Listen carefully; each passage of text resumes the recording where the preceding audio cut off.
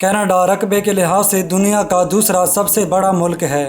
دنیا کے تازہ پانی کی جھیلیں یہاں پر پائی جاتی ہیں جو کہ انتہائی خوبصورت بھی ہیں۔ ہزاروں سالوں تک یہاں پر کئی مقامی قبائل آباد رہے۔ یہ وہ لوگ تھے جنہوں نے شدید سردی میں سروائیو کرنا سیکھ لیا تھا، مگر سب سے پہلے جو لوگ باہر سے آ کر کینیڈا کے علاقے میں داخل ہوئے انہوں نے سن 1000 عیسوی میں یہاں آ کر گاؤں آباد کیے، مگر یہ لوگ اچانک کہیں غائب ہو گئے، شاید کسی وبا کا شکار ہو گئے ہوں۔ پھر 1497 عیسوی میں گیووانی کبوٹو نامی ایکسپلورر یہاں آ پہنچا اور کینیڈا کو برطانیہ کی مالکیت قرار دے دیا۔ اس کے بعد اسپین والوں اور پرتگالیوں نے بھی ایسا کیا، مگر اگلی کئی دہائیوں تک ان میں سے کسی نے بھی کینیڈا کو کولونائز نہ کیا۔ فرانس اور برطانیہ کے علاوہ یہاں پر 6 بڑے قبیلوں نے بھی خوب پیسہ کمایا اور جنگوں میں برطانیہ کا ساتھ دیا۔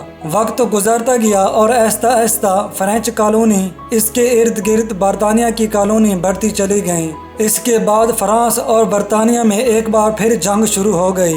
فرانس اس جنگ میں بہت کمزور تھا اور اسے یہ جنگ جیتنے کے لیے مقامی لوگوں کی مدد درکار تھی، مگر پھر جنگ بندی کے معاہدے کے تحت فرانس نے کینیڈا کو برطانیہ کے حوالے کر دیا۔ 1949 میں نیو فاؤنڈ لینڈ کینیڈا کے آخری صوبے کے طور پر اس میں شامل ہوا۔ 1965 میں کینیڈا نے اپنا موجودہ جھنڈا سلیکٹ کیا۔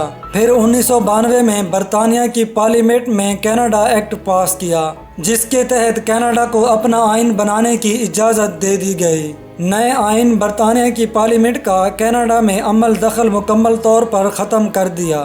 آج کینیڈا کی آبادی 3 کروڑ 80 لاکھ لوگوں پر مشتمل ہے۔ اسی طرح کی معلوماتی ویڈیوز دیکھنے کے لیے میرے چینل کو سبسکرائب کریں۔